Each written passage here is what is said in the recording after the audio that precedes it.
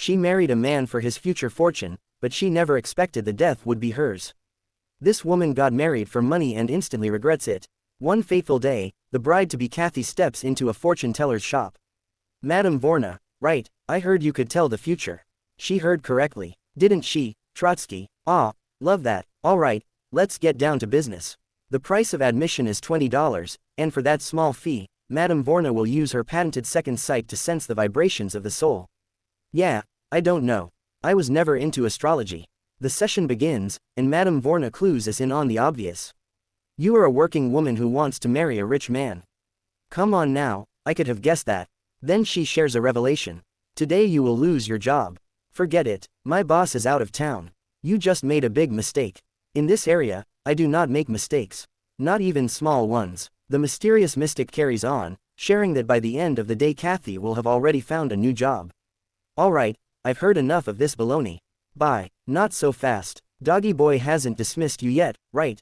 Fortunately, Kathy escapes his grasp and smoothly transitions to her office. She complains to her coworker about the lackluster experience before. Surprise, surprise, her boss comes back early. Miss Finch, you know very well our lunch breaks only last 1 hour, and your time card states you arrived 25 minutes late. Pack up and get out now. On her shameful walk home, Kathy spots a bar owner firing one of his employees. Where will I ever find another waitress? Hey, you. Well, I'll be damned. We cut back to Madame Vorna's establishment, where Kathy admits she was right, but only because her stupid clock was slow. Well, so it was. But you weren't unemployed for long, were you? Told you so. I am the best, Ray Trotsky. Next up, some good news. Madame Vorna reveals that a great deal of money will be entering Kathy's life soon. But first, there will be a man in black, and Kathy will be in white. It is your wedding. That's great. Can you tell me more about the money? Turns out her future husband will not be wealthy at the time of their marriage. Forget it then. I want a man that's already loaded. I want a house and a boat and diamonds. Look, best I can do is a picture of a monkey. Stop. Don't do that. Moving on, Madame Vorna shows her that her man will soon inherit a great deal of money before dying in a violent manner. I'm gonna be a rich widow. You will meet him tonight. He is a very large man. Meh, I like him big. At her new job, Kathy complains about the crappy tips to her boss, to which he reminds her that the sign outside says, Big T, not, Big Tips. Then an absolute unit of a chunky boy walks in. Kathy takes his order before he asks for a little sight of her. Hey, are you playing hard to get? I would say impossible to get. Then she gets his drink. One Rob Roy for the fat boy. Got him. Suddenly it dawns on Kathy that this is the large man she's destined to be with. Later in the night, Mr. Chunker propositions Kathy once more. I just don't take no for an answer. In response, she skedaddles out of there, though he follows. He looms behind her before closing in. We're gonna be together, baby. It's destiny. I can feel it. No. Kathy rushes back to Madame Vorna, begging her to tell her that that man is not the one. Don't worry, sweetie. Like I said, he will inherit the fortune after marriage, and then he will be gone. Here, have a stack to get your mind off things. Trotsky loves them. One day, Kathy has lunch with her friend and updates her on Madame Vorna's pernicious predictions. They speculate on how the big boy is gonna meet his end. Maybe a car will get him.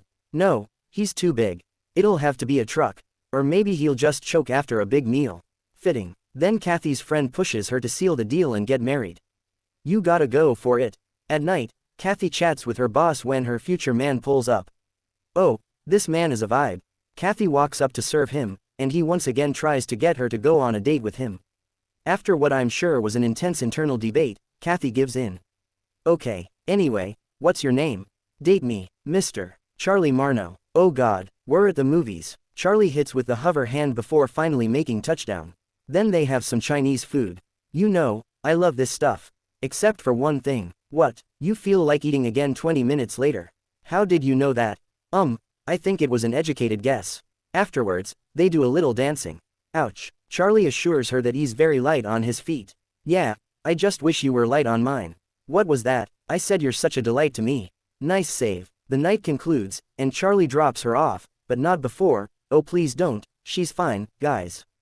The next day, Charlie confesses his undying love for Kathy. I'm crazy about you, marry me. Before blindly saying yes, Kathy does a little due diligence. So, is there like anyone in your family that could help us if there was an emergency? You know, someone rich. Oh, there's just my uncle. He owns a factory, and it's worth a lot. Say less, fam. Yes, I'll marry you. Till death do us part.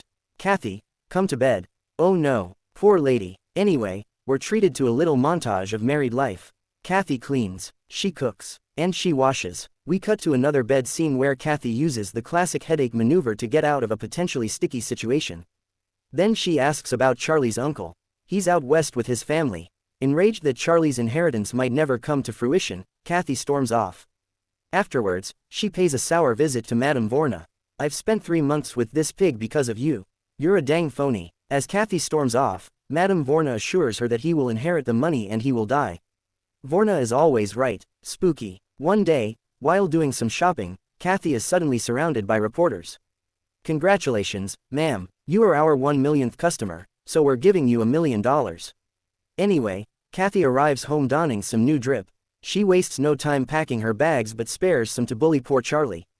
However, Charlie isn't ready to let her go. Kathy helps him get acquainted with the ground. Though Charlie becomes empowered with the strength of 1,000 men and manages to stand up. He's heavy, okay. Then he grabs onto Kathy and asks if she can feel the love in the air. But it was merely a fart. Kathy shoos him away once more and heads towards the door. Charlie, on the other hand, returns to the kitchen and grabs a knife. He marches towards a now panicked Kathy before locking her in. Poor choice of words, not in the tip, Charlie. So yeah, he did technically inherit a fortune from his wife after he bopped her. And now he meets his violent end. In the aftermath, Madame Vorna watches the news with delight. Had a heckin' blast making this one, guys. Hope you enjoyed it. Have a nice day.